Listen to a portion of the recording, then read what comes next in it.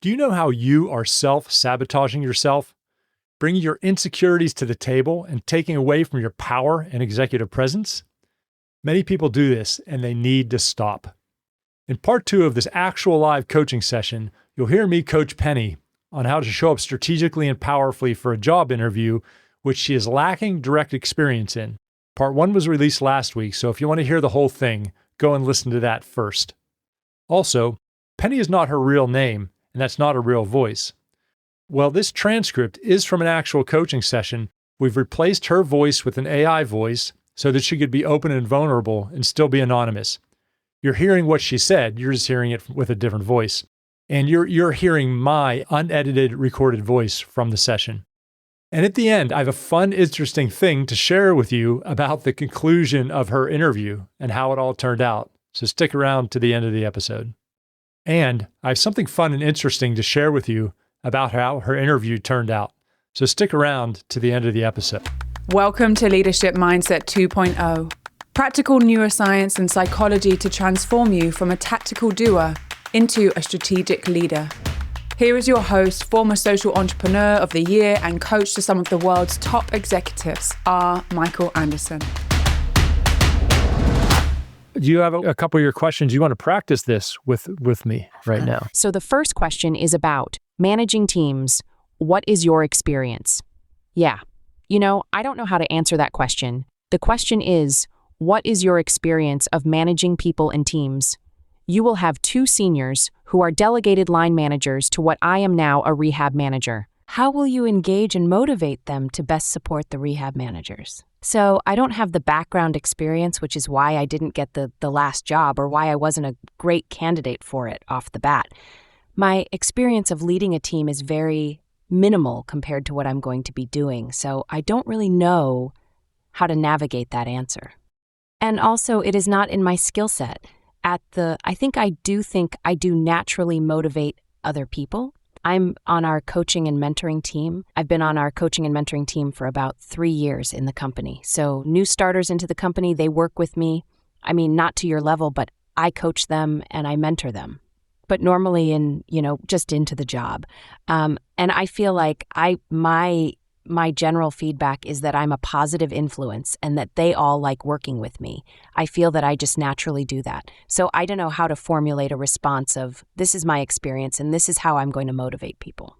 Because I don't really know how to put that into words. The information you've given me there that you don't think has a good answer within there. So, that's what we have to tease out. I would address it like, hey, I don't have the direct experience of managing a team here, but I've been on the coaching and mentoring team for 3 years. I enjoy it, and I've gotten really positive feedback from it. And when it comes to motivating people, it's a question for you, Penny. How do you motivate people? Normally through positivity and telling them that they're doing a good job, but I feel like that's not deep enough. That's not deep enough for an answer. That's a good start. I motivate by positivity. And let's say you were coaching somebody and they weren't doing a good job. They weren't putting enough effort into it. They weren't doing something correctly. What would you do? Well, first of all, understand what they feel their barriers are to achieving what they're trying to achieve, to understand what their needs are. And if it's a personal factor, then that's something we need to be aware of so we can support them with it. If it's a learning factor, that's something that we can give them more training or more support with that individual thing. If it's like a exposure thing that they haven't been exposed to that situation in the company, link them with someone who has, offer them practical examples. Yeah, normally that, and then check in with them.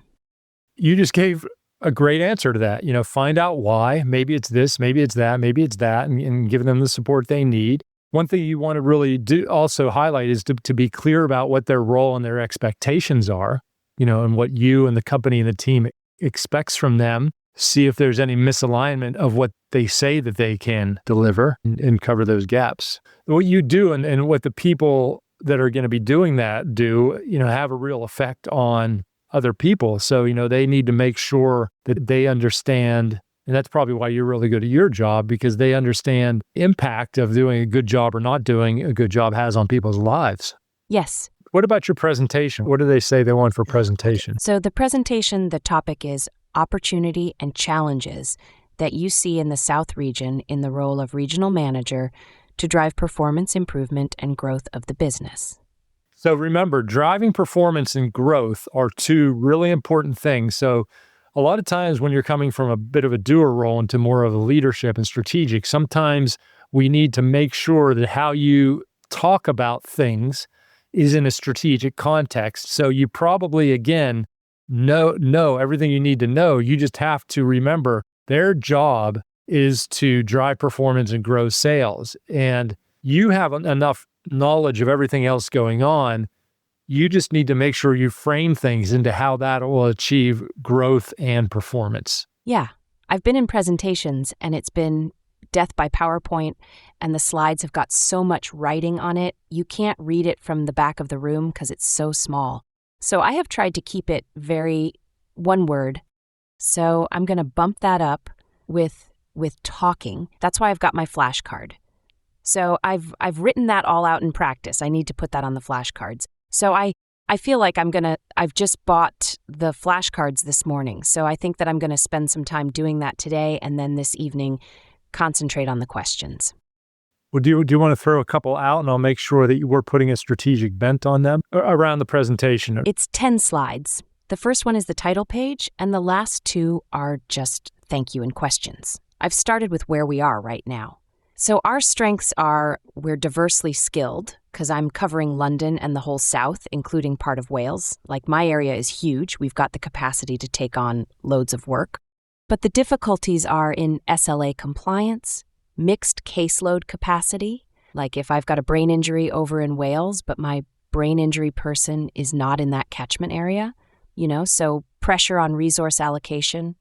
The London people are really overworked, but people around the peripheries don't get as much work. And then customer expectations are increasing, the market is changing. I kind of feel confident in that, because that's just talking about how we are today. How would you solve off? So I've done 3 slides on challenges. Operational consistency is 1, and I've broken down the challenge, then put my approach, then resources and capacity management, and again my approach. And then stakeholder expectations. That one's more weighty. But my approach to these, they're quite loose, because I'm just saying I'm going to strengthen support and increase transparency. But I don't know if, because I don't have the experience in line management exactly how I'm going to do that, I can kind of fluff together an answer for that. Then the opportunities, growth, and people development, and then what success looks like. So tell me what you think. You're on the right track. And yes, your recommendations, the more specific they are, the better. The more you can put in. And also what happens is when you come from a lower level into a higher level, you want to have really focused on, how do I say this in a nice way? Just taking care of everybody down here. But there has to sometimes be some more accountability and discipline and things that need to come down, and training and processes and things. So they're going to be looking at really high levels, and you want to talk about how, here's how we can increase sales, and this will lead to increased sales and that type of thing. Remember, your life has been really tactical down here, and they've been looking at things up here. So you're going to really want to make sure that you draw the clear path and not just spend all your talking down here. Yeah. And I think that is, I kind of almost want to flip those answers around to them in the reminding that I know that I'm not the end diamond gem. I'm not in its raw form. I'm not a nugget of rock. I've been taken and I've been polished a little bit. So my potential is there. They can see it, but it's just going to take a bit of work. So, they are loose. I know my responses are loose at the moment. I do have a bit more girth to them in my written responses. In my flashcards, I will talk. I'm not just going to say those bullet points. There will be a bit more discussion. I just want to keep those quite limited, just for something to look out. But you're right. Also, if they have, you want to stay at a high level, and if they have questions, they'll ask questions. Like if they're like, well, how are you going to do that? Absolutely go in. So don't think you need to have a plan for each little one. So they will ask that. I know you are a rough diamond. It's okay to say that one time, to say, hey, look, I know I'm a bit newer to the leadership and management. I'm ready to learn. And I've been doing some things on my own. You can even say, hey, I worked with a leadership coach to prep for this, if you feel that's right or not. Because that all shows you're invested and you're willing to learn. Say that once, but don't say that a couple times. That's where the issue comes in with my self-deprecation, because I feel like I'll keep telling them that, and then the negativity makes me look like not a great candidate. But I am totally aware that I do it. But that's what we're saying, with my confidence. And that's why the frame's important. The frame is, look, you're going to show them who you are and what you're about, and you may or may not get this. And, you're shooting 2 steps above where you're at. So you're going to give it your best. They're going to make the decision. They're adults. They're experienced business people. It may be that this is another learning opportunity, but you make a good impression on them, so they find something else for you that maybe this is right for you in a year. Maybe you get it right now. So don't get too caught up into what's going to happen. Yeah, don't get caught up into that you're going there to give your best. Oftentimes things like this is going to be like, oh, hey, we really like her. Maybe it's not the right time for her. Maybe we have something else for her. So just give your best and let the process run itself. Yeah, got to do that. My friends do say that about me. They're like, stop worrying about things that haven't happened yet. So that is kind of ongoing. Yeah, welcome to being human, right? Yeah. Good. Okay, anything else you want to cover today? Just backtrack.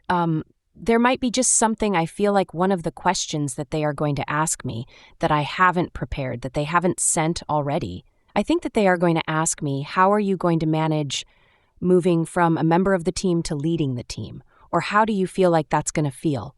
I feel like there's going to be a question around that. I definitely don't know how to respond to that. I'm going to give you a good response for that. Yeah. You ready?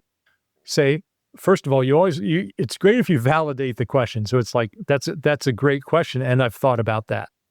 And you can say, I'll be honest, I am friends with some of the people in the team. And in a way, I've already been taking on a lot of leadership with mentoring, with helping people, et cetera. People already come to me for a lot of this. And I also know that if I get this job, the dynamic changes.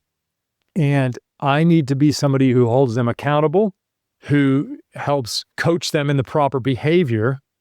And the good thing is I have a lot of relationships with them, but I also know the relationship's different because there's a different dynamic. And I know it's my job to make sure that I'm getting the most out of everybody. What are you taking away from this? So I'm taking away that doing some grounding during an interview is okay and probably necessary. And I've taken away some techniques. We've got my 2 personalities, my confronted penny and my powerful penny, or positive penny. And just acknowledging those and trying to make a conscious switch between one and the other. Don't repeat myself too much, especially in a negative light. And actually, just listening to you talk about the change in dynamic, I do think that that's a really good response. So I'm going to maybe just make a flashcard of that, just in case they do ask me that. And just, I want to be myself. I do want to be myself. I do want to show them what kind of person I am. I just need to get rid of those, or control those negative, control the ego. I need to control the ego a bit. You're absolutely right on track. You really impressed me actually by your slides and the answers to some of your questions. So you're right on track. There's 2 things I'm going to leave you with. The first thing is, if you get off track, just get back on track. You're going to probably slip a little bit. That's okay. They're used to that. Everybody comes in nervous to an interview. So if you catch yourself repeating yourself, just take that breath, positive penny, boom, just get back on track. The second is, they'll probably give you a chance at the end to ask questions. Ask some good questions. I don't have any. Here's some great strategic questions. What are you looking for in this leader to fill this role?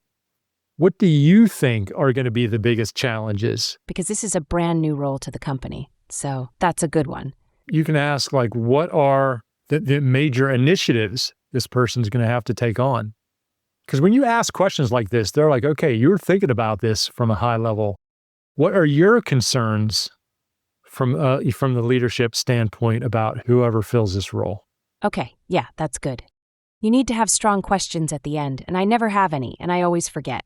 And then they say, any questions? And I'm like, when will I hear? That's all, and that's just not a good one. So yes, brilliant. That's great. And just end it strong. Say, hey, thanks a lot for your time. And look, they're adults. You don't need to say let me know if you have any more questions. They know all that. Just end it okay, sounds good. I appreciate your time. And just boom, end it strong. You're going to do great. Positive penny. Thank you for your time and all your correspondence. This has been great. Honestly, it feels a bit serendipitous. But yeah, this has been wonderful. I feel more prepared now. And thank you for your book.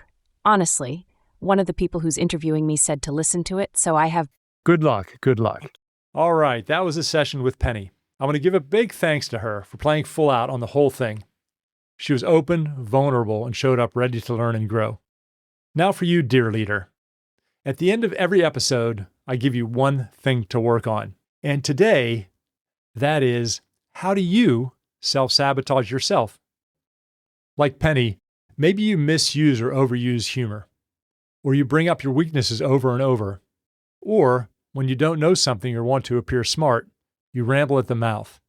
Additionally, be careful when you preface things that you bring up in meetings or in conversations, like using the words just, might, and sorry. I'm going to give you what people can at times use and then a better way to say that. For example, you might say, this might be a stupid question, but that is the way you don't want to do it. What you can just say is, I have a question, or I just have a small idea. Just get rid of that and said, I have an idea. Or sorry, I know you're busy. And you might want to say they're busy. I said, hey, I know you're busy, though I want to bring this up. Get rid of just, might, sorry, words like that. And then on the other end of this, which still comes from insecurity, maybe there's ways you're trying to overcome that insecurity with things like qualifications, successes, or titles to overcompensate for your lack of confidence. Like maybe you've worked at Google before and you're working in a smaller company and you're trying to fit in and show you're an expert. And so you say, oh, when I was at Google, this and that. Where you could say, oh, when I took my doctorate, blah, blah, blah, blah, blah. This can really turn people off. So that's my question to you, dear leader. What are you doing verbally that takes away from your power? You are in a leadership position because you have stuff to add, things to add. So it's okay for you to bring them up in meetings. It's okay for you to get shot down too. What I'm talking about is that inner resilience. So the next time you're in a meeting, think, do I need to preface this? How am I prefacing it? Am I prefacing it powerfully? And if you bring it up and somebody might say, oh, well, we covered that the last time or whatever, that's okay. That's the inner resilience. So show up powerfully and just think about how you might be taken away from that power. Now, here's an update on Penny. Guess what? She called me a couple days after this interview and she got the job. Even though it's 2 levels above where she currently is, even though she has no leadership or management real experience, they gave her the job. And she's like, now I got the job. Now the work really starts. Yeah, now the work really does start, Penny. But great job. So that really made me happy. The last thing I have for you is, how did you like these live coaching sessions? This was an experiment from us. Did the AI work? Did it not work? Was it weird? Was it too weird? Did you still get value out of it? This is something that my team and I decided to try. So drop me a direct message, reply to an email, or go into the Leadership Mindset 2.0 group on Facebook or LinkedIn and just drop a post there. That would really, really help us to let us know how the podcast in general is going, but specifically how this live coaching is going. Because we really want to bring practical value to you. And this is one of the best ways we found. Okay, everybody, this is Michael. And just like Penny did, realize that we can often hold ourselves back, but when we really step into our power, we can do really, really great things. So whatever is out there in front of you, dear leader, I believe in you. You got this.